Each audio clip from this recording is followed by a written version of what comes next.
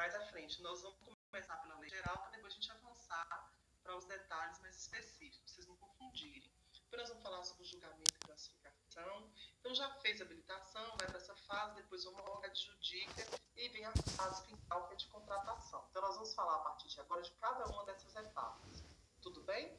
Então, vamos passar à frente aqui. Essa tela que eu mostrei na aula passada também para vocês, e pedi para que vocês, né, quisessem percebessem que tem uma diferença quando a gente fala da lei geral e da lei do pregão. Aí vem a pergunta dos meninos que já me perguntaram isso mais cedo. Vânia, deixa eu te perguntar. Essa lei 13.303 tem fases assim também? Tem. Só que é diferente porque o documento, por ser mais célere, a fase recursal é só no final, não tem como interpondo recurso entre uma etapa e outra. Tem diferenças, mas não é uma diferença que modificou completamente, não. Nós vamos perceber que tem diferenças, mas tem muita coisa que continua muito parecida. Então, só para vocês entenderem aí, que quando o procedimento licitatório está sendo realizado no âmbito das estatais, tem algumas distinções, considerando a lei específica. Mas, de uma forma geral, o procedimento ele tem mais ou menos o mesmo curso do que nós estamos falando aqui. Bom, vamos falar um pouquinho agora sobre o ato, sobre o instrumento convocatório, sobre esse ato aqui, né, essa fase aqui da licitação. O que acontece? O edital, ele de fato, ele é elaborado, ele é organizado na fase interna da licitação. A fase externa, ela vai ser iniciada, ela se inaugura justamente com a publicação desse ato convocatório. Mas aí, eu queria trazer para vocês algumas considerações, e isso está no artigo 40 da Lei Geral aí, para quem quiser ler, tá? Não tem problema, eu quero que vocês realmente aprendam, gente, a utilizar nos estudos de vocês a legislação, que vocês consigam realmente acompanhar isso aí. No artigo 40 aqui da lei fala o seguinte: quais são os elementos, né, que deve ter esse edital para que ele possa ser legítimo, para que ele possa realmente atingir o objetivo aí da licitação. Então fala que o edital deve trazer, né, no preâmbulo, tem que ter uma inauguração, tem que ter uma abertura desse ato convocatório, sendo ele edital ou convite, né, e que nesse preâmbulo tem que trazer o número de ordem, série, o nome da repartição interessada, do setor, qual é a modalidade de licitação que vai ser utilizada naquele certame. Quando a gente falou da fase interna na aula passada, eu falei para vocês que em um determinado momento que a licitação já está totalmente planejada, já sabe o que é, já tem cotação de preço, já tem dotação orçamentária, e que aí já dá para saber, já tem objeto que vai ser contratado. Então, quando eu tenho todos esses elementos, né, o Estado já tem condição de determinar qual é a modalidade que vai ser adotada naquele procedimento. Então, no preâmbulo do edital, tem que trazer qual vai ser a modalidade que vai ser adotada, regime de execução, que vai ser as etapas do contrato administrativo, qual é o tipo de licitação que vai ser utilizado para fazer o julgamento das propostas, né? A menção da lei que está fundamentando isso aí, se é a lei geral, se é a lei 13.303, se é a lei 10.520, se é o decreto novo de 2019 sobre o pregão eletrônico. Quer dizer, o preâmbulo do edital ou do convite, desse ato convocatório, ele tem que trazer informações precisas e que viabilizem a participação dos interessados. Então, eu, por exemplo, sou dono de uma empresa. Eu, quando vou ler um edital, eu leio o preâmbulo, eu quero saber, falou do contrato, eu quero saber a modalidade, eu quero saber o tipo de licitação que vai ser utilizado para saber se eu tenho condição de participar. Eu quero saber a questão de como que vai ser a execução desse contrato, se vai ter dia e hora, qual é o dia, a hora para recebimento dos envelopes, das propostas, né, que vão ser entregues, quando que vai ser aberta essas propostas, aonde que isso vai acontecer e as regras para que isso seja realizado. Então, já no preâmbulo, o edital tem que trazer essas informações. É obrigatório, Vânia? É. E se não cumprir, o que acontece? Quando o edital é publicado, né, tem até 5 dias para que ele seja impugnado. E a impugnação desse edital, ele pode tanto ser no que diz respeito ao preâmbulo do edital, ou, claro, dos elementos, os artigos que compõem as demais etapas desse documento. Então, o preâmbulo é a primeira parte do edital que a gente analisa. Então, a gente vai pegar o edital e ler. Tem os elementos trazidos no artigo 40 da lei? Ok. Tem, mas está equivocado. Tem, mas está... Enfim, então a gente faz uma análise inicial do preâmbulo desse ato convocatório, que é muito interessante de ser feito. Tem que observar todos os elementos, professora? Tem. Aí, quando trouxer qual é a lei que fundamenta o procedimento, a gente tem que ter o critério de entender que existem algumas distinções entre a lei do pregão, o decreto do pregão eletrônico, a lei das estatais, eles vão trazendo requisitos distintos. Então, a gente tem que aprender a fazer a leitura de acordo com a fundamentação legal apresentada no edital. Estou falando da lei geral aqui agora. Então, cada uma a gente tem que ter cuidado com as peculiaridades. Isso é quem vai, né, atuar ou já atua nessa área. Além do preâmbulo, que é apresentado aqui para o edital, é importante que a gente observe os incisos do artigo 40. E vai falando que o edital ele tem que trazer o objeto da licitação com uma descrição sucinta e clara. Vamos pegar como exemplo, isso aconteceu, isso é real. Teve um leilão que ia ser realizado, teve até a publicação em que, reparem o seguinte, vai ter um leilão de carros, por exemplo, de imóveis, ou do que for. A descrição dos carros que vão estar naquele leilão, do objeto do leilão, do imóvel, tem que ser pormenorizada, tem que permitir que a pessoa interessada consiga entender e ter interesse realmente em participar daquele certame, porque o objeto ali se enquadra no preço de referência de saída que eu posso pagar, atende a minha necessidade. Então, essa descrição do objeto, inciso 1 aqui, ó, deve ser sucinta e clara, permitindo, portanto, que se observe os princípios aplicáveis na licitação. Outra coisa, imagine, por exemplo, que o edital da licitação não especifique o local e a hora onde vai realizar o leilão. Ninguém vai conseguir chegar. Ou o pregão eletrônico, por exemplo, o endereço onde se vai... Quer dizer, tem que trazer uma descrição do objeto e elementos suficientes para que os interessados possam identificar o objeto e participar do certame. Isso tem que ficar claro. Se não tiver, pode anular, professora, é possível ter impugnação do edital. Esse edital ele tem que ser recolhido, ser corrigido esses vícios e ser publicado novamente.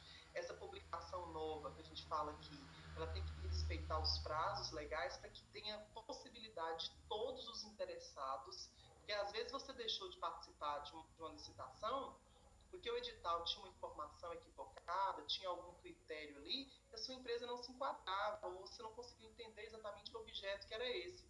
Com a correção desse vício e a publicação nova do edital, você consegue participar. Então, o prazo tem que ser o mesmo. Você tem que ter documentos, você tem que juntar todos os elementos que você precisa entregar para o Estado analisar lá na habilitação. Então, esse edital ele tem que trazer, essa nova publicação tem que conceder o mesmo prazo que tinha sido concedido anteriormente. Tem que trazer os prazos e condições para a assinatura do contrato, né, ou a retirada dos instrumentos, se for o caso de execução de contrato, enfim. O que significa dizer?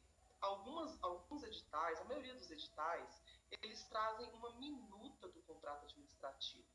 Eles apresentam ali no edital tantos elementos quanto sejam suficientes para que aqueles interessados consigam perceber, né, como que vai ser o contrato administrativo, como vai ser a execução, os prazos de entrega. Então, assim, de certa forma, o edital ele traz a descrição pormenorizada do objeto e ele também faz menção com detalhes em relação à questão da contratação, porque a depender da contratação, do que está apresentado ali no edital, às vezes a empresa não consegue se adequar, não consegue atender aquelas expectativas ali trazidas. Então, é importante que o edital traga essas informações.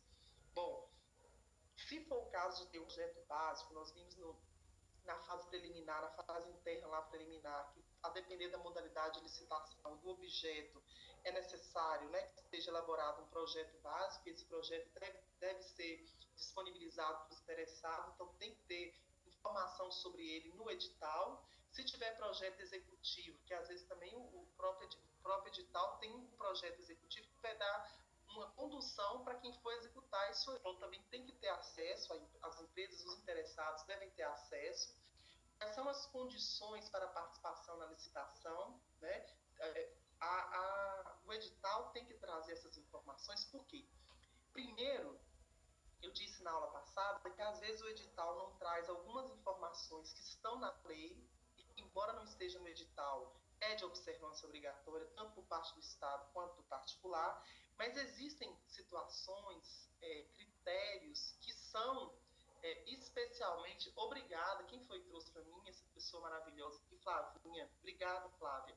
Então, existem especificações ali que, a depender de como que ela foi colocada no edital, que inviabiliza a execução por parte de algum interessado.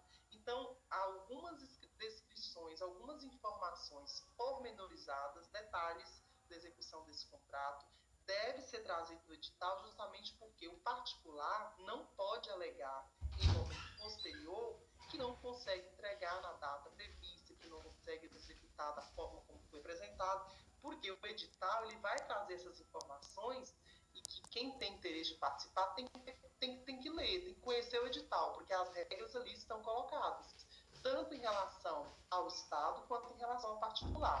Então, quando a gente fala do edital com critérios, com detalhes bem elaborados, eu estou querendo dizer o seguinte: tem interesse em participar da licitação, leia o edital. Não concorda, entende que tem algum vício, impugna, faça a impugnação do edital. É uma via correta e a lei, inclusive, traz essa possibilidade, até no artigo 109.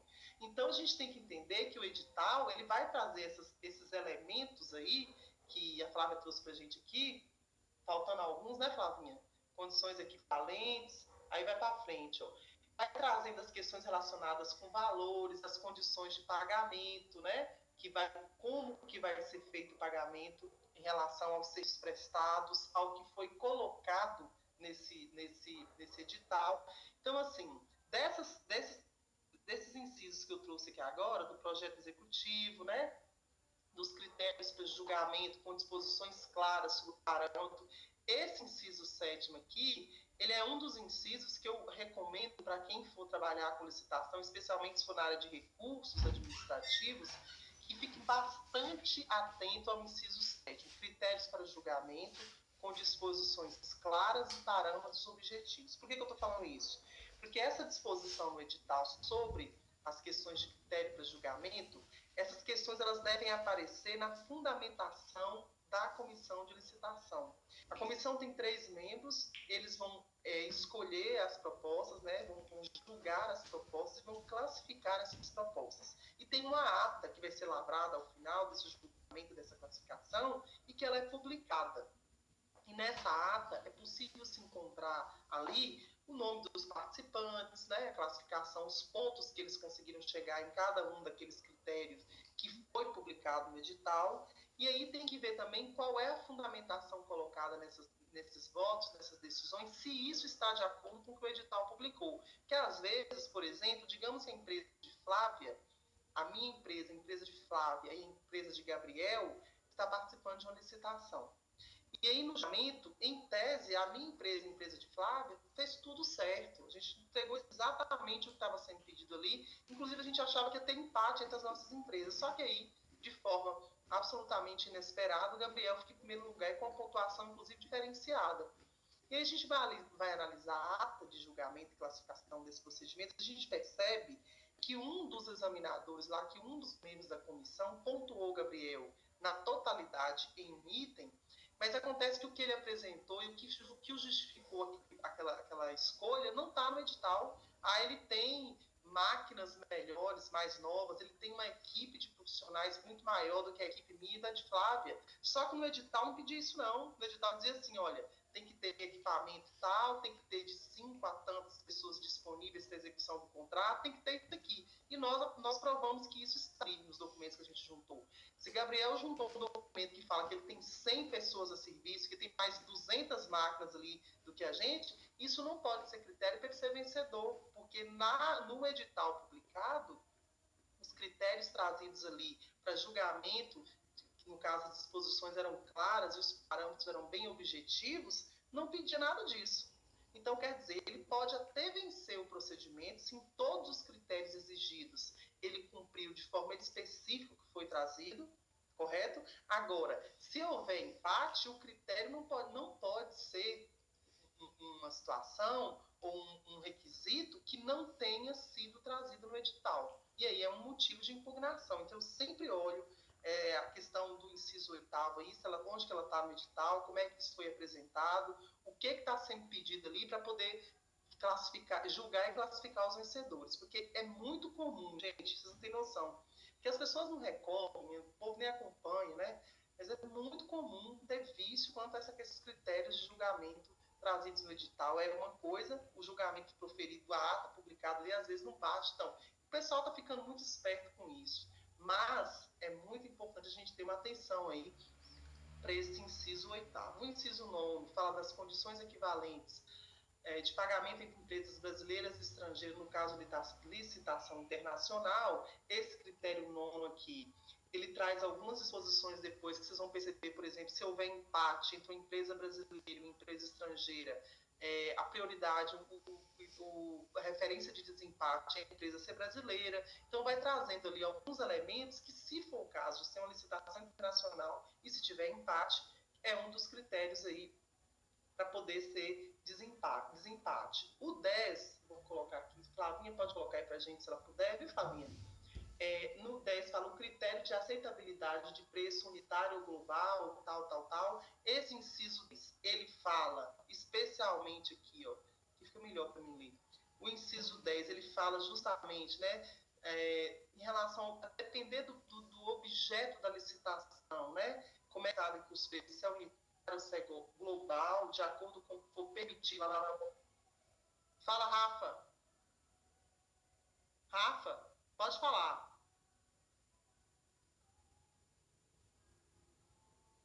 Você tá falando, eu não sei, Rafael, será que quer falar ou não, gente?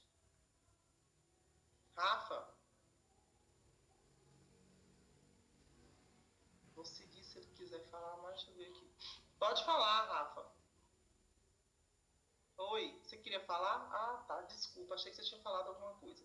Esse inciso 11 aqui, gente, ó, critério de reajuste que deverá retratar a variação do custo, adoção de índices específicos, isso aqui foi revogado, ó, do jeito que está aqui. Mas nós vamos estudar isso aqui, ó, esse 11 aqui, o critério de reajuste, isso aqui nós vamos ter uma aula que vai estar lá dentro da parte de contrato administrativo, que fala justamente de como que vai acontecer, porque esse inciso 11 do artigo, ele tem a ver com uma cláusula exorbitante, que é a cláusula do equilíbrio econômico-financeiro do contrato administrativo. E quando a gente tiver essa aula, deve ser a próxima, sem ser essa outra, acho que sexta-feira não vai dar tempo não, mas na próxima segunda já vou trazer para a gente aqui analisar os contratos. E aí a gente vai perceber que, dentre as cláusulas exorbitantes, uma delas é o equilíbrio econômico-financeiro do contrato. E aí nós vamos falar de reajuste e de atualização de valores, quando a gente vai falar desse inciso 11, tá? Que já vem previsto também no edital. É impressionante como o edital traz tudo o que a gente consegue discriminar aí para poder entender. O 13 fala dos limites de pagamento, de instalação e mobilização para execução de obras e serviços. Então, assim, não precisa a gente ficar lendo um por um, porque depois vocês podem fazer essa leitura se não for muito cansativo, porque, na verdade, a Lei 8.666, todas as outras que envolvem licitações públicas, é uma leitura muito cansativa, são leis muito complexas, né? Mas que a gente gosta e estuda, mas tem que ter paciência. Então, o edital ele vai trazer todos os elementos aqui, ó, que está no artigo 40. O artigo 41, ainda falando de edital, não precisa copiar aqui, que eu vou fazer de forma bem breve, Flavinha. O artigo 41, ele é muito importante, é o seguinte, que a administração, ela não pode descumprir as normas e condições trazidas no edital e que deve estar estritamente vinculada ao proceder do Estado. Então, o edital, ele realmente vincula o Estado e o particular. Esse artigo 41 é o princípio da vinculação ao instrumento convocatório. Então, o artigo 41 da Lei Geral fala de um princípio específico das licitações públicas, que é um princípio também que a gente utiliza muito, né, nas atuações aí em relação à questão dos procedimentos. Então, o artigo 41 é o princípio da vinculação obrigatória do Estado, né? Não pode, de forma alguma, agir de forma diferente, descumprir as regras que ele próprio, o Estado, criou. Não se justifica.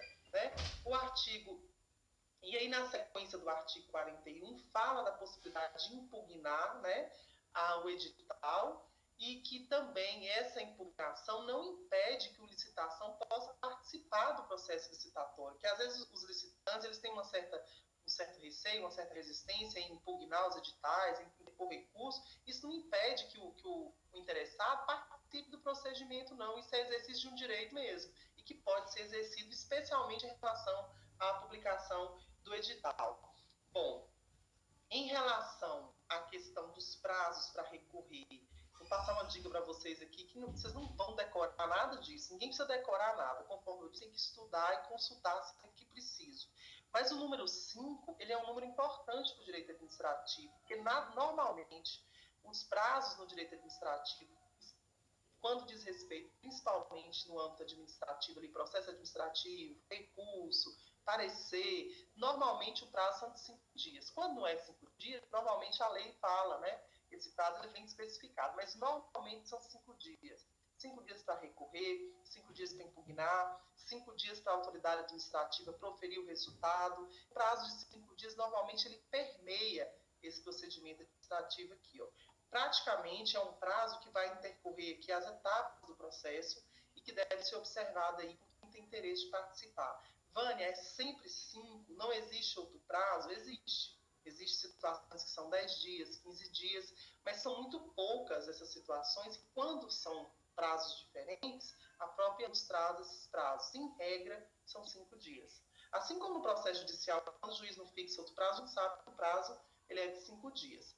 Bom, então, beleza, o edital foi elaborado, esse edital ele foi preparado para ser publicado, e a partir do momento que ele é publicado, ele começa a contar o prazo aí para uma possível impugnação por parte dos interessados. Esse prazo para impugnação ele é de 5 dias, contados da aplicação, né, ou da edição da ata ou da notificação, e também tem 5 dias para o Estado responder. Sendo procedente o recurso, vai recolher, corrigir o vício e publica-se novamente pelo prazo inicial. Eu zero o prazo e volto. Se for 45 dias, no caso de uma concorrência, com a interposição, com a impugnação aí do edital, ele recolhe, corrige o vício, se for o caso, e publica novamente, reiterando o prazo aí dos 45 dias. Não há uma suspensão, há uma interrupção, zero, publica e conta de novo o prazo de 45 dias.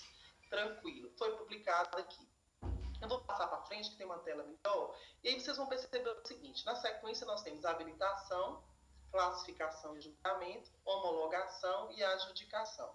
Lembrando que quando a gente for estudar o pregão eletrônico, vocês vão lembrar que essas fases elas são invertidas. Ó, tá? Primeiro eu vou ter a classificação e julgamento, depois eu venho para a habilitação, primeiro eu adjudico, depois eu homologo. Então, quando a gente for analisar o pregão, lembrem-se que as fases lá são invertidas, né? As normas do edital aqui, para quem quiser anotar, pode anotar artigos 40 e 41 da lei geral. Depois vocês puderem dar uma lida, gente, é tão bom fazer essas leituras depois, porque acaba que surgem dúvidas, a gente tem algum questionamento, e se a gente consegue fazer essa leitura depois com calma, né, já tendo discutido alguma coisa, enriquece muito, a gente acaba prestando mais atenção nos detalhes da lei. Quando você faz uma leitura inicial e leu de forma corrida, você lê, entende, vê, mas acaba que não tem atenção para alguns pontos mais específicos. Quando a gente lê depois de uma discussão sobre o tema, especialmente o texto de lei, a lei se torna uma coisa mais ampla, você consegue mergulhar naquela letra ali e fazer interpretações que outrora, sem uma interpretação, sem uma discussão, você não conseguia fazer. Então é muito bom quando a gente termina a aula fazer a leitura. Então vamos parar aqui agora nessa tela, que nós vamos fazer aqui, vamos ficar um tempo aqui agora. Eu tentei organizar de maneira mais tranquila para vocês, mas vamos ver o que a gente consegue aqui tratar. Então, publicou o edital, né, foi publicado aqui o edital de credenciamento, o edital, né, o ato convocatório. E aí nós vamos ter aqui a ideia de que tem que ter uma ampla divulgação, quanto mais amplo for, melhor, porque a ideia é justamente que quanto mais pessoas interessadas participarem, melhor será para o interesse público, maior a chance de escolher uma proposta mais vantajosa. Então, a ampla divulgação favorece o Estado. E aí a gente pensa uma via de mão dupla, porque se o Estado ele consegue elaborar um edital que respeite os princípios da isonomia, da igualdade, da competitividade, né, aqueles princípios específicos da licitação, o Estado tanto tende a ganhar no sentido de poder selecionar a proposta mais vantajosa, mas também ele, de certa forma, contribui, né, para a sociedade, porque vai ter maior número de interessados, né, possíveis de participar do certame. Então, tem que ter uma ampla divulgação. Nesse aqui, ó, atendimento de interessados para orientações. Normalmente, antes da data vista para o recebimento dos envelopes, com a documentação e as propostas, é muito comum que as pessoas procurem a administração, que mandem e-mails, que liguem, perguntando alguma coisa, dados, certidões. Então, assim, esses esclarecimentos, esses atendimentos, eles são feitos realmente pela própria comissão de licitação, claro, de forma impessoal, informações gerais que devem ser prestadas da mesma forma para todos os interessados, caso, né, busquem essas explicações aí no Estado. Um período aqui, ó, que antecede o início do procedimento específico aqui para selecionar o vencedor. Então, percebam que eu tenho aqui uma etapa importante. E nesse período aqui, nessa intercorrência aqui, ó, é que deve ser impugnado o edital. Então, imagine que passou o prazo aqui de publicação, já passou o prazo, já estou na data de recebimento de envelopes, de documentação, e aí eu não vou impugnar o edital, exceto se for um fato superveniente, ou se for uma violação que gere ilegalidade ou inconstitucionalidade, aí já é uma outra coisa, né? Mas, em tese, nos aspectos formais do edital, eu tenho que realizar essa impugnação no prazo antes que inicie as fases seguintes, ou seja, eu tenho um período para eu impugnar o edital. Passou a receber as propostas, aí o objeto de recurso já é uma outra coisa, porque já superou a discussão do edital. Então, a gente tem que ter muito cuidado aí com essa questão dos prazos, tá? Alguma dúvida até agora, gente? Eu posso passar para frente, tá tudo certinho? Muito fácil, muito tranquilo? Todo mundo sabendo tudo? Então tá bom. Vamos para frente, porque a turma é boa. Cadê minha assessora Flávia? Daqui a pouco eu vou precisar dela de novo. Então vamos lá. É a fase de registro, a fase da habilitação, Flavinha. Vai abrir aqui. Bom, muito bem. Fique aí que nós vamos precisar de você.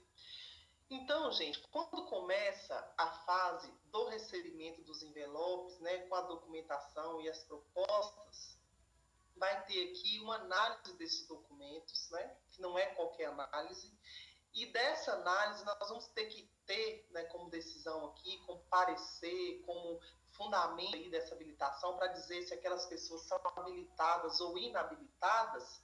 Eu vou ter que observar aqui nessa análise uma habilitação jurídica, né, que engloba aquilo que foi trazido no edital. Lembrem-se que os critérios foram fixados no edital, não pode ser fixado de último momento. Uma qualificação técnica, ótimo. Uma qualificação que diz respeito à questão econômica financeira, né?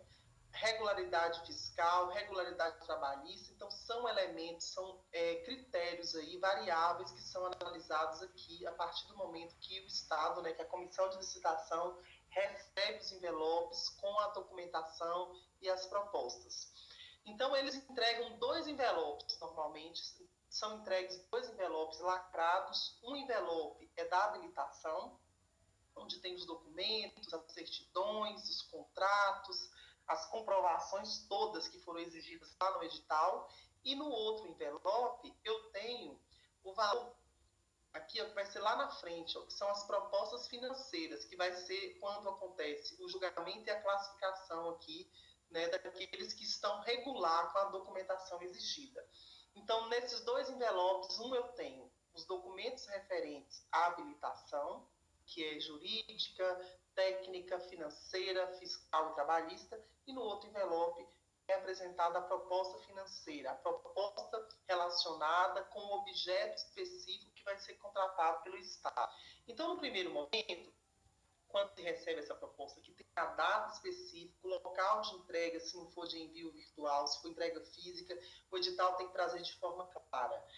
Uma vez recebida aqui essas propostas, é uma sessão que é feita, normalmente, na sede do órgão da entidade, pela comissão de licitação. Os interessados, eles podem participar dessa sessão. Normalmente eles participam da sessão, eles participam dessa sessão em que são analisados esses documentos. Então, tem acesso a essa avaliação. Percebam o seguinte: essa habilitação aqui, no caso, existem algumas modalidades de licitação, como a tomada de preço, por exemplo, a própria concorrência, o convite, em que é editado certidões negativas e que essas certidões elas ficam nos registros cadastrais desses órgãos públicos. Esses registros cadastrais servem para quê? Porque normalmente licitações elas exigem algumas certidões que são as mesmas, né? Certidão fiscal, certidão trabalhista, questão da qualificação técnica, a depender do procedimento. Existem algumas certidões que são emitidas por órgãos públicos, elas guardam as mesmas características e as mesmas informações. Então, essas certidões elas vão para os registros cadastrais dos órgãos públicos e essas certidões elas têm um prazo aí, no máximo 1 ano. Depois de 1 ano, tem que ser atualizadas as certidões para saber se essas empresas participantes continuam, né, atendendo os critérios exigidos de uma forma geral. Então, para que serve a habilitação? É porque a habilitação, essa fase aqui de habilitação, ela não inclui somente os registros e as certidões gerais, né? Algumas licitações, por exemplo, as concorrências, às vezes alguns pregões, a depender do que é o objeto, existe algum tipo de qualificação que vai um pouco além, né, da questão geral, da edição geral de certidões pelos órgãos públicos. Por exemplo, quando fala aí da qualificação jurídica, Flavinha, o artigo 28, Flavinha, se puder colocar aí para a gente. A habilitação jurídica, ela vai exigir alguns documentos de identificação pessoal, se for pessoa física, ou a depender se for jurídico, vai pedir registro, ato constitutivo, inscrição, decreto de autorização se for uma empresa fora do país. Então, por exemplo, a habilitação jurídica, depender de como que foi trazido ali no edital, não tem uma certidão que vai trazer esses elementos. Então, a depender da certidão, obrigada, Flavinha. Olha aqui, o artigo 28, ele traz aqui o que respeita à habilitação jurídica da empresa. Então, tem algumas coisas aqui que são simples, mas outras, a depender, talvez não possa ter esse prazo de 1 ano de duração e não tenha certidão sobre isso. Então, a fase de habilitação ela vai seguir, primeiro, para comprovar as datas de validade dessas certidões, tem que ser analisado isso nessa fase agora da habilitação. Depois, a habilitação jurídica vai ter critérios, às vezes, mais específicos, não tem uma certidão para isso. Então, a comissão vai fazer essa análise, né, para poder ver se realmente... Aí eu esqueci de falar, mas eu estou lembrando agora, se não tiver, professor, imagine que chega nessa fase aqui, ó, que não houve nenhuma empresa foi habilitada a participar do certame. Nenhuma empresa conseguiu atender aos requisitos, aos critérios estabelecidos aí nessa fase de qualificação. Como que a gente chama a licitação em que não foi possível habilitar nenhum interessado? Ninguém conseguiu atender os critérios aí apresentados pela empresa. Então, perceba o seguinte: quando a licitação, quando publica o edital lá atrás e não aparece nenhum interessado no procedimento, a gente diz que a licitação ela foi deserta. A licitação deserta, ninguém se interessa em participar. E aí, quando ela é deserta, o Estado pode dispensar a licitação, né? Ela pode ser dispensada, o Estado fundamenta que foi publicado o edital, ninguém apareceu, e que para publicar novamente o edital, por exemplo, vai trazer prejuízo para os cofres públicos, e pode dispensar sob a alegação de que a licitação foi deserta e que de uma nova publicação pode ter prejuízo para o Estado. Agora, imagine vocês que na fase da habilitação, ninguém foi habilitado. Nenhuma empresa conseguiu apresentar todos os documentos, toda a qualificação exigida aí para poder participar. Aí nós chamamos a licitação de fracassada, né? A licitação fracassada, ela ocorre quando na fase da habilitação, nenhum Estado conseguiu atender todos os critérios estabelecidos no edital. Quando a licitação é fracassada, também é uma situação de análise de oportunidade de conveniência por parte do Estado. Por que eu estou dizendo isso?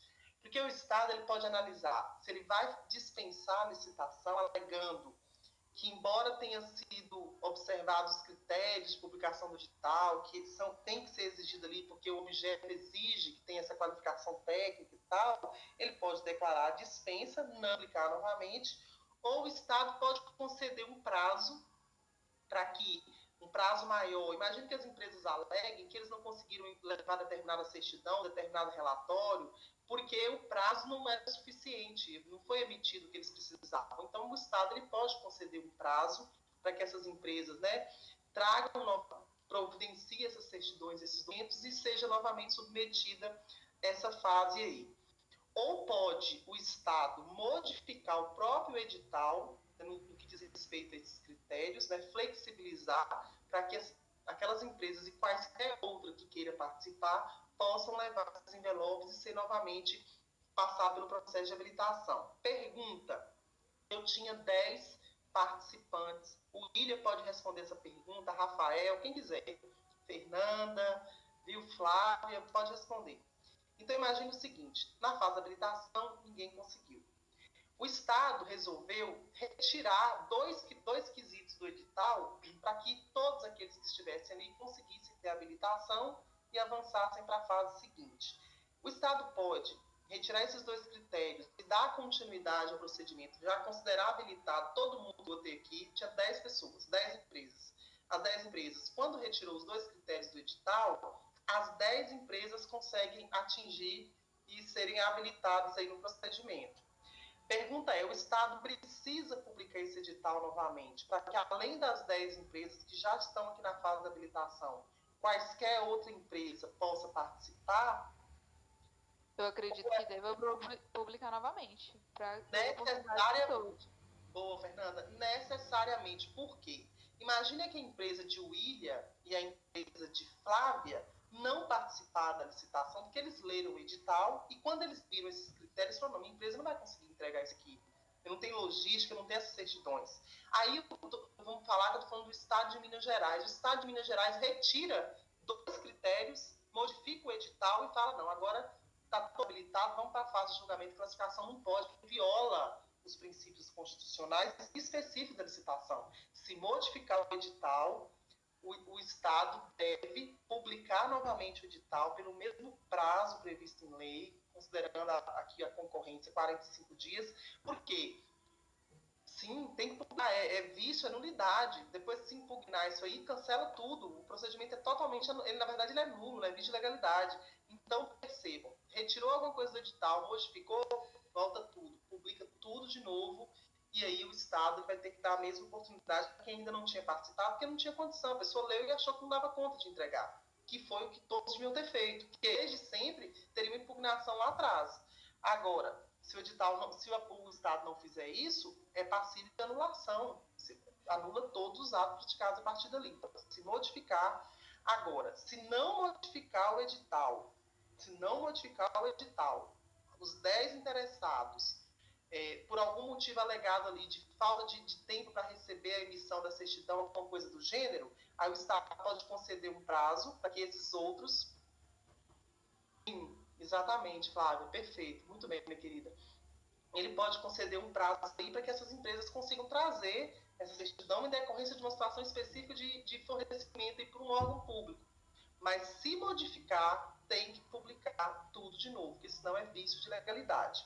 Outra coisa, após essa etapa da habilitação, então aqui na fase da habilitação, a comissão de licitação aqui falou, olha, nós 10 aqui, 6 foram habilitados e tem 4 empresas que nós vamos declarar inabilitado. Elas não conseguiram atingir, né, os critérios estabelecidos no edital.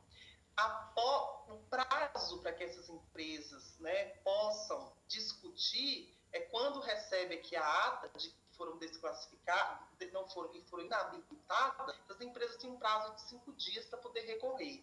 Porque se elas não recorrerem após a divulgação dos resultados dos habilitados aqui, ó, não cabe mais recurso.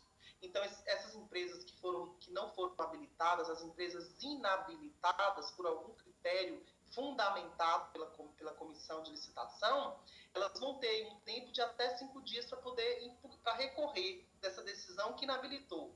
Se recorrer no prazo e publica a lista dos habilitados, Após a publicação, eu considero que eu já estou na fase seguinte.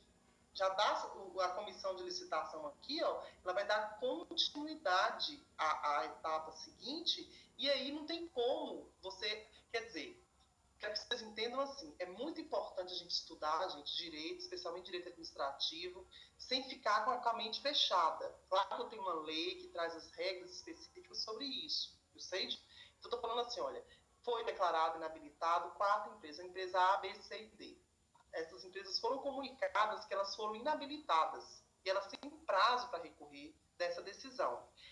Se elas não recorrerem em relação aos critérios da inabilitação, que já está claro ali, não tem como recorrer depois. Agora, claro que lá no final tem a fase de recurso, né, do procedimento licitatório, e se for uma situação superveniente, uma situação que envolve vício de legalidade, aí é outra coisa. Mas em relação aos critérios específicos que inabilitou aquela empresa, ela não pode recorrer depois que avança para a fase seguinte, exceto se for fato superveniente ou situação de violação de lei. Você quer outra coisa aqui. Bem, então a fase da habilitação aqui é uma fase, de certa forma, estressante, cansativa. Quem participa de licitação entende o que eu estou falando. Que tem que ter vários cuidados ali com as datas, com os documentos, com as assinaturas, com o cumprimento do que está estabelecido no edital. E, assim, normalmente é uma fase bastante tensa, né? Porque os participantes estão ali em cima da comissão, a comissão está ali analisando, e aí a situação, às vezes, ela se torna um pouco acalorada. Mas, assim, é interessante se tivéssemos em tempos convencionais, aí, não tivesse a pandemia, normalmente, todo ano, quando eu dou essa matéria para os meninos do oitavo, eu vou para a prefeitura, o professor Anderson, que trabalha na prefeitura, tem mais alguns amigos meus que trabalham lá, eu sempre consigo organizar algumas sessões de julgamento, eu divido a turma em grupos para que cada um acompanhe alguma coisa diferente, e aí os meninos iam para a prefeitura, participavam desse procedimento, e eu colocava os critérios para eles observarem, e era impressionante como eles voltavam com o olho desse. Vânia do céu, a licitação estava vendida, eu vi não sei o que eu já preparo eles para ir para a licitação, exatamente o que eles vão observar durante o procedimento. E é impressionante como eles voltavam assim, uns voltavam indignados, achando um absurdo, outros voltavam, já falou, bem você falou que funcionava assim, então cada um tem sua perspectiva, mas infelizmente, em decorrência da pandemia, a gente vai poder fazer essa visita, né, técnica presencial, e aí eu vou trazer para vocês aqui, nós vamos fazer uma análise, vou dividir, vou separar pedaços específicos aí do processo administrativo, um edital, um recurso, para a gente poder analisar, para poder não ficar tão distante da realidade de vocês. Estou tentando um processo, eu não sei se eu segui ele, caso tenha que digitalizar, bem atual, que tem relação com a pandemia, mas eu não sei se eu consigo. Mas eu vou tentar trazer o mais recente possível.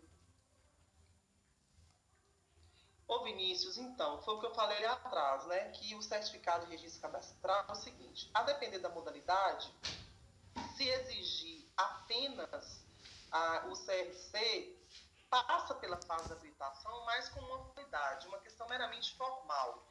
Mas o certificado ele já atesta que a pessoa está habilitada. Inclusive, por exemplo, se for convite, às vezes a tomada de preço, o próprio pregão já passa por essa fase como um procedimento meramente de praxe. Então, a habilitação aí ela é uma questão meramente técnica, né? Já tem a certificação, está tudo certo, vai para frente. Mas aí, se for, por exemplo, a concorrência que tem o CRC e tem mais exigências ainda específicas que não estão incluídas aí tem que passar pela fase de habilitação. Você entendeu, Vinícius? Sim, exatamente, nesse sentido. Mas cuidado, porque a depender do procedimento, a depender da modalidade, do objeto, às vezes, mesmo com certificado de registro cadastral, pode ser que tenha algum critério mais específico e que seja necessária uma avaliação mais pormenorizada. Mas quando não tem nada mais detalhado e é só mesmo esse registro, essa fase de habilitação ela não vai ser excluída aqui do procedimento, ela vai ser meramente formal, eles conferem a certidão, está tudo certo, ok, e passa para frente, entende? Não vai suprimir a fase, mas ela vai ser meramente, entre aspas, simbólica, para atender os critérios mesmo do procedimento, tá? Bom, quando a gente passa aqui, ficou clara essa parte da habilitação? Então, a habilitação é o quê? é a avaliação de documentos que incluem habilitação jurídica, técnica, econômico-financeira, fiscal e trabalhista. E aqui na qualificação técnica, especialmente no respeito à qualificação técnica, se lembrem que algumas modalidades adotam o tipo de técnica ou técnica e preço. E a depender de qual é a modalidade, qual foi o tipo escolhido para poder, né, passar a fase seguinte, eles vão ter alguns detalhes a mais aqui nessa qualificação. E que nesses casos normalmente tem recurso. É muito comum quando o tipo, né, que vai lá na frente trazer aqui a classificação de julgamento, mas já começa a ter algum tipo de situação que atrasa na qualificação técnica, é comum que essa qualificação ela seja objeto de recurso. É muito, muito comum ter esses recursos. Bom, em relação ao julgamento e a classificação, depois Flavinha vai pegar para a gente aí, sobre, não precisa ser tudo não, viu, Flávia?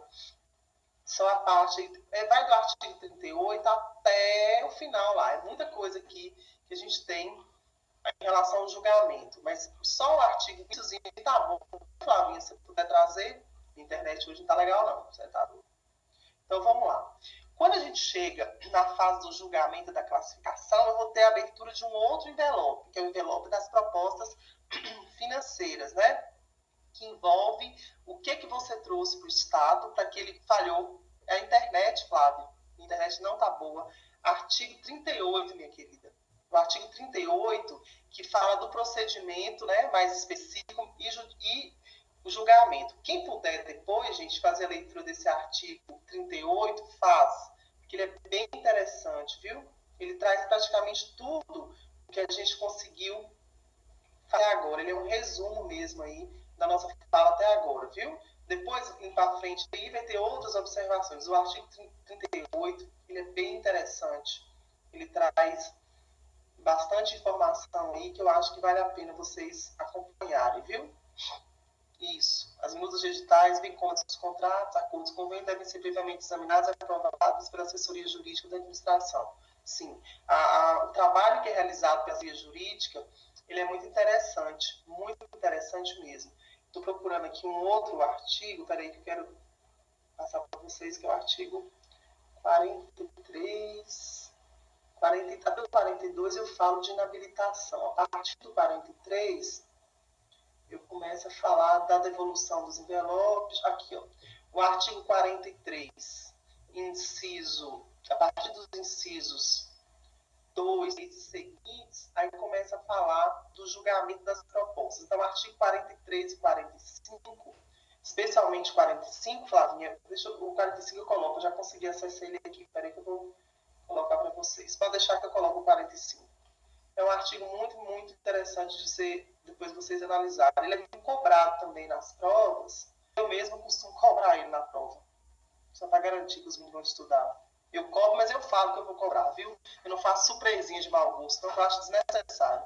Então, vamos lá. O julgamento, então, das propostas, né? Ele deve ser objetivo, né? O princípio do julgamento objetivo é um princípio específico que deve ser observado pela comissão. A comissão responsável, seja pelo edital, pelo convite, deve realizar a observação a esses critérios aqui. Lembrando, gente, que isso aqui, ó, de menor preço, melhor técnica e preço, isso aqui tem que estar no edital.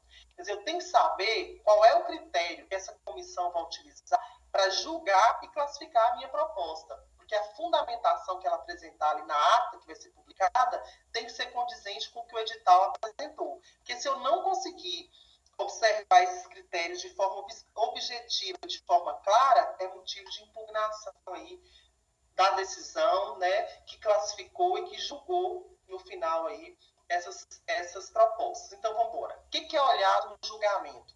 Como que é feito esse julgamento das propostas? Primeiro, a comissão vai analisar a questão do valor de partida, se está de acordo com aquilo que foi apresentado de tal, os valores, a questão que envolve, por exemplo, será que essa empresa ela consegue logisticamente atender? Porque, por exemplo, imagina que a minha empresa de Fernanda e a empresa de Adriana, nós estamos já aqui na fase de julgamento e classificação. E Fernanda apresenta um valor que, assim, ele é insustentável, é um valor inexequível. Quer dizer, ela colocou ali que ela quer ganhar de qualquer jeito o procedimento, mas ele é inexequível, inclusive o valor por ela apresentado, ele é inferior ao valor que foi apresentado pelo Estado no próprio edital, porque o edital ele traz um valor apresentado ali, que é uma referência para quem for participar, entender que o Estado está disposto a pagar no máximo aquele valor e tem um valor mínimo.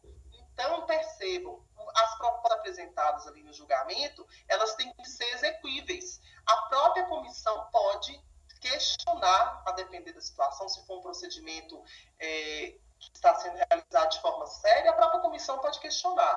Então, aqui no julgamento vai ser analisada a proposta apresentada e essa proposta tem que estar de acordo com os valores apresentados no edital e também tem que ser valor exequível, tem que ser valor que seja possível, né, de ser cumprido, porque não adianta nada você apresentar um valor distante do preço de mercado, da referência que se tem de mercado, e que você se comprometa perante o Estado e não consiga executar o contrato administrativo. Então, essa proposta ela vai analisar de forma objetiva menor preço. O menor preço, ele vai, no caso, por exemplo, do pregão, tem o menor preço de referência, mas tem que ser um menor preço exequível, possível juridicamente e financeiramente falando, porque senão também pode ser uma situação de desclassificação da sua proposta, porque a etapa da habilitação, ela habilita ou inabilita o interessado. A etapa do julgamento e classificação, a comissão pode classificar ou desclassificar o interessado. E a desclassificação também vai tirar o participante aí, né, do certame. O artigo 48 fala, né, que serão desclassificadas as propostas que não atendam às exigências do ato convocatório, ou seja, do edital ou do convite. O inciso 2 fala que as propostas com valor superior ao limite estabelecido no edital ou preços manifestamente inexequíveis, assim considerados aqueles que não venham a ter uma demonstração que seja viável de ser executado, também pode ser motivo de ser desclassificada a proposta. Então, tantos valores que superem, né, que estão acima das propostas vão ser desclassificadas. Vou colocar só o artigo 2º que tem a ver com valor, que o primeiro que não atenda às regras estabelecidas. Então, o inciso 2º aqui do artigo 48, ele fala o quê? Que vai ser desclassificada as propostas, né, que têm um valor global superior que foi apresentado pelo Estado, mas também, tem aquelas propostas que são manifestamente inexequíveis, assim, consideradas aquelas que não vêm a ter demonstração de sua viabilidade, tal. Então, assim, realmente o procedimento licitatório, ele exige um conhecimento não só da lei, mas tem que ser alguém que tenha prática e experiência em analisar esses pontos aí de divergência que podem desclassificar. Quer dizer, o fato de você ter sido habilitado, aí vai abrir suas propostas aqui, para ter um julgamento das propostas e depois ter uma classificação dessas propostas. Significa dizer que também você pode ser excluído nessa fase aqui, porque pode ser que as propostas que você apresentou, os valores que você apresentou ali, não consigam atender aquilo que foi apresentado. Então, percebam que na sequência dos parágrafos 2º e 3º, né, que fala que quando todos forem inabilitados ou quando todos forem desclassificados, a administração pode conceder o prazo de 8 dias para a apresentação de uma nova documentação, se for convite, 3 dias.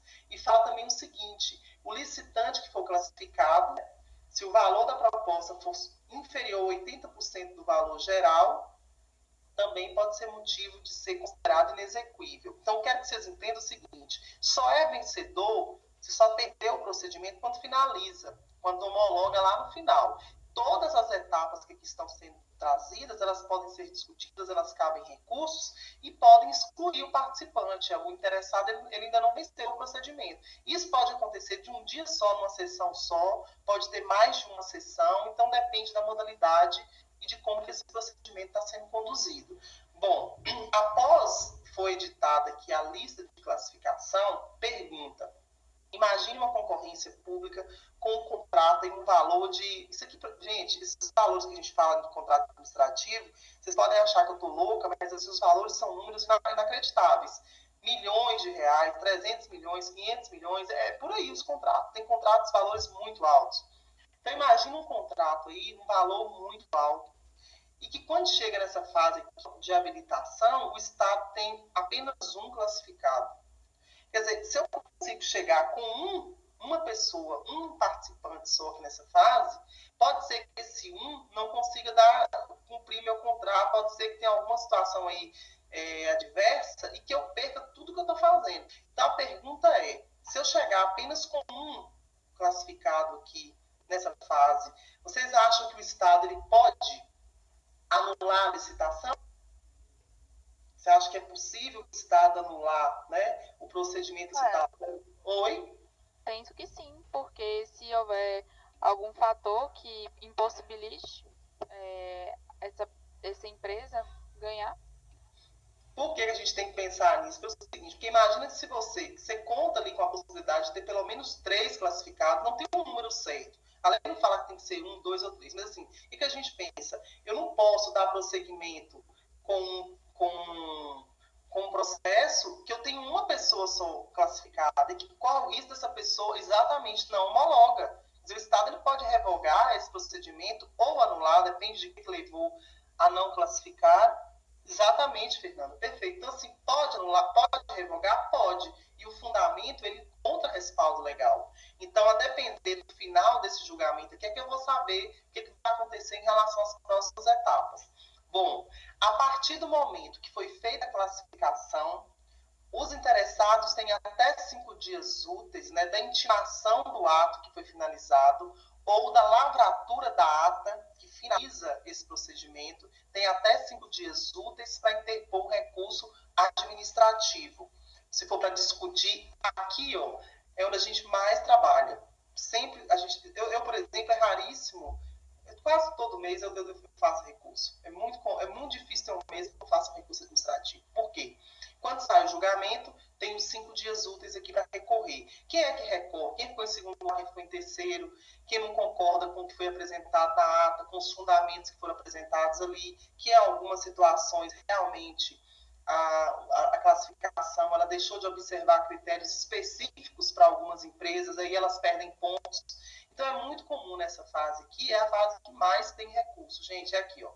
Classificou, julgou, classificou, publicou, né, a ata, ou foi intimado ali os interessados que foram intimados dessa decisão, normalmente eles são intimados por e-mail mesmo, né, o órgão manda um e-mail falando, apresentando aqui o resultado final, tem 5 dias úteis para recorrer. Desses 5 dias úteis, o Estado também tem 5 dias para apresentar uma resposta em relação ao que foi apresentado. Então, é muito comum ter recurso aqui após a publicação, né, a lavratura do ato ou intimação do ato de classificação. Não teve recurso, passa-se para a fase seguinte. Aí nós temos a fase da homologação e da adjudicação. Entendo vocês, a comissão de licitação, ela trabalha até aqui, ó, ela finaliza o trabalho dela aqui. Por quê? A partir do momento que finalizou. Ô, Jéssica, então, o recurso, às vezes, pode ser que o Estado interpõe o recurso, não é contra a empresa, não é contra a empresa vencedora. Normalmente, o recurso ele vai trazer fundamentos em relação ao que foi publicado, o que foi utilizado aqui de elemento para classificar a empresa que ficou em primeiro lugar. Então, pode ser que o recurso traga o seguinte, olha, a empresa da Jéssica ficou em primeiro lugar, aí a comissão foi explicando, só que a Fernanda fala assim, olha, os critérios que foram utilizados para colocar a sua empresa, a empresa da Jéssica em primeiro lugar, ela excedeu o que estava no edital, ou ela considerou elementos que não tinha no edital, a pontuação máxima que ela não está coerente, porque a minha empresa apresentou tudo e eu tive 30 pontos e a empresa da Jéssica está 10 na frente, mas esses 10 pontos a mais aqui em relação ao quê? Objetivamente, qual foi o critério utilizado para pontuar isso aqui? Então, na verdade, o recurso não é contra a empresa, assim, no recurso administrativo durante o processo aqui, o procedimento. Porque se a empresa chegou na classificação, ficou em primeiro lugar, quem analisou o que ela levou foi a comissão de licitação. Então, você vai interpor esse recurso, né, normalmente em relação à ata, os elementos apresentados na ata, os elementos apresentados pelo Estado, para julgar e classificar aquela empresa. Então, você vai ter que encontrar elementos que estejam no edital e que não estejam coerentes no que foi publicado, ou que esteja no edital e que a empresa considerou, que a comissão considerou, mas que a empresa não apresentou. Porque, por exemplo, na hora que você vai para o julgamento aqui, a gente tem que saber o que está sendo analisado e quais são os elementos, isso tem que ser publicado. Então, a Fernanda pode falar assim, olha, ficou faltando esse documento, não, ficou faltando aqui, por exemplo, digamos que exija que seja um contrato de publicidade, empresa de publicidade. Em que o edital fala assim, ó, tem que ter no mínimo 5, no máximo 20 profissionais que trabalhem com recurso tal específico aqui. E aí a empresa de Jéssica tem 5, a empresa de Fernanda tem 20, tem o máximo sugerido no edital. E nesse critério, Fernanda teve nota 5 e Jéssica teve nota 10. Aí a Fernanda quer saber por que naquele critério que ela trouxe o número máximo trazido no edital ficou com a nota pela metade e que Jéssica, que trouxe apenas 5, está com nota 10. E isso não está claro. Na ata de publicação, isso não ficou claro para a Fernanda. Fernanda quer saber por que ela ficou com nota baixa, se ela tudo que foi pedido no edital, no máximo exigido. E a outra que trouxe a metade, quer dizer, a Jéssica, ela cumpriu o que está no edital. Ela mostrou que ela tem os profissionais adequados. Mas aí, se ela que tem 5 ficou com a nota 10, por que Fernanda, que tem os 10 profissionais, ficou com a nota pela metade? Então, assim, o recurso que vai ser interposto aqui na publicação do julgamento da classificação final, ele vai ter que apontar os elementos relacionados com a nota mesmo que classificou as empresas. Você tem que conseguir trazer no seu recurso fundamentos e argumentos que derrubem a nota do primeiro colocado e que justifiquem que você passe para o primeiro lugar e ela vai para o segundo, terceiro ou qualquer outro que seja. Então, você não entra contra... Oi. Então, neste caso, desde o início, a divulgação das propostas, elas têm que ser públicas, né? Elas têm que fornecer tudo, tipo, como, por que não ganhou tudo? Os interessados, aqueles que estão concorrendo ali no certame, eles têm acesso a tudo. Quer dizer, o Estado não pode esconder, não é um ato secreto, mas quem é que vai ter acesso aos detalhes, a tudo que foi... Por exemplo, quando você vai entrar com recurso contra o ato, você recebe tudo. A ata ela vai trazendo ali os documentos, explicando tudo, você recebe cópia de tudo para você fazer o recurso. Para você poder ler e entender o que está acontecendo. O problema é que só são 5 dias, né?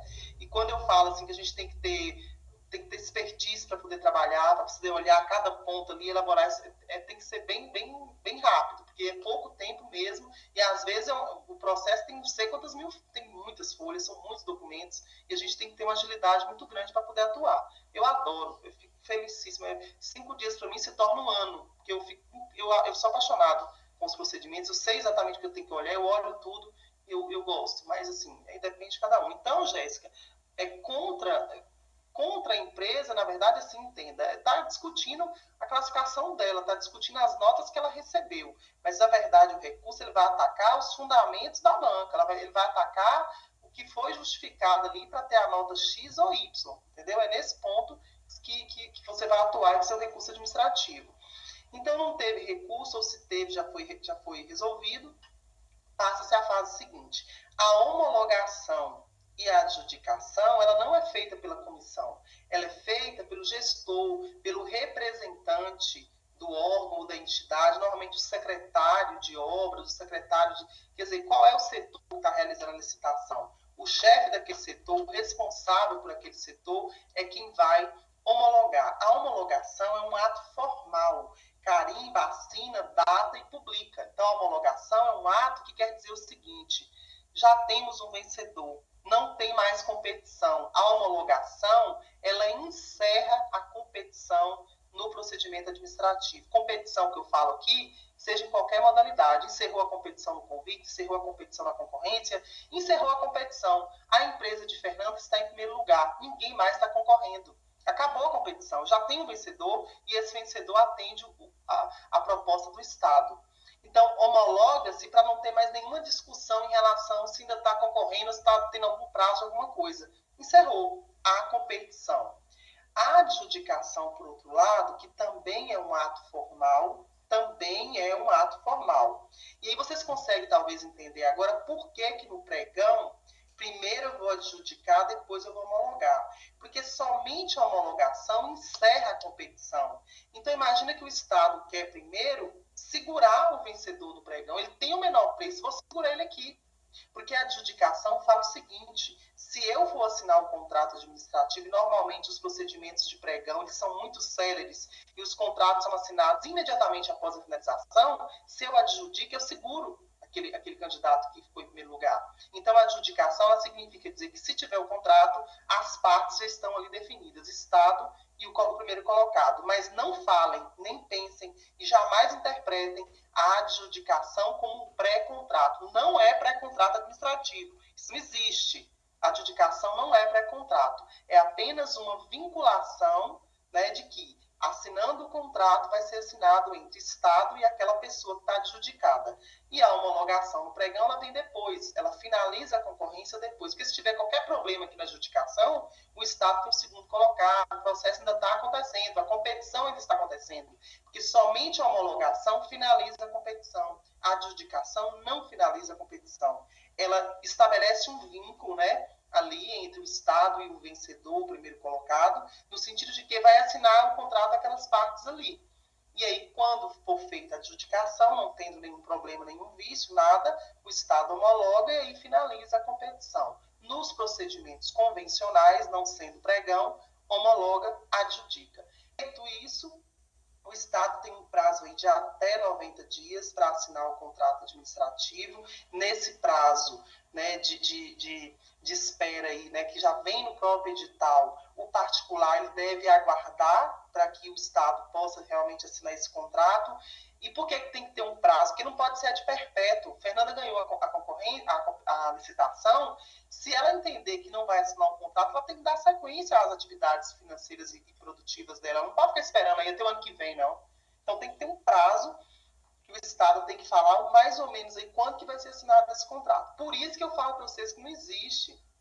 Não dá para a gente imaginar que a adjudicação é um pré-contrato, porque não é. Porque imagina que aqui aconteça uma situação superveniente. Imagina os procedimentos licitatórios que estavam homologados e adjudicados no mês de março de 2020, né, no princípio de março, e que estavam aí esperando para assinar, e surge a pandemia mundial aí, tá, que, né, mudou tudo. O Estado estava, muitos contratos não foram assinados, foram revogados aquela licitação, ó, e com um fundamento, inclusive, bem robusto. Quer dizer, pode ter sido revogado em uma série de licitações, e esse contrato não veio ser assinado.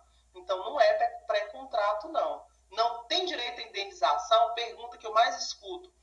Olha, minha empresa ganhou, eu escuto não é de aluno, não, é de gente que participa de licitação. Vânia, ganhou, tem 50 dias aqui esperando. Eu falei, pois é, você leu o edital? Você leu a lei? Então, você tem que ler para você entender que o Estado ele tem um prazo realmente para assinar esse contrato. E que se não assinar, você não tem direito de indenização, não. Porque você, em tese, conhece a lei, em tese, você lê o edital para você participar do procedimento. Como é que você participa de uma licitação que o contrato é um valor desse aí, você não leu, você não sabe o prazo? Então, realmente, você não tem condição de você participar. Então, percebo que se não ocorrer assinatura aqui, não tem vínculo ainda não, gente. Isso foi avisado lá atrás no edital. Se não assinar, não tem direito à indenização. Tem isso também na própria lei, o edital normalmente traz essa cláusula aí. Traz também cláusulas de aplicação de penalidade, de sanções pela inexecução do contrato, pelo descumprimento, pelo atraso. O edital, ele às vezes traz uma minuta, um resumo do contrato, que praticamente tem todas as informações que o particular precisa ter para participar. Então, vem com todas as informações. Bem, homologou, adjudicou, passa-se a fase, então, da assinatura do contrato administrativo. Quarta-feira, não vou falar de contrato administrativo, porque eu quero trazer para vocês aqui a lei das estatais, apresentando quais são as diferenças que tem em relação a essa lei, a lei geral, e também trazer as ponderações sobre o pregão e o pregão eletrônico. Dá tempo, Vânia? Dá, porque eu não vou precisar explicar o conceito de habilitação, nós já entendemos o procedimento de uma forma geral, que eu consigo agora extrair dessas discussões os pontos específicos que eu quero que vocês observem na lei das estatais e nos pregões. Então, dá para a gente fazer isso? Dá. Então, a próxima aula aí, nós vamos falar um pouquinho sobre a lei das estatais e em relação à questão do pregão e do pregão eletrônico, que é a nossa próxima proposta, viu? Agradecer mais uma vez, Fernandinha, minha companheira. Nunca vou esquecer essa menina que me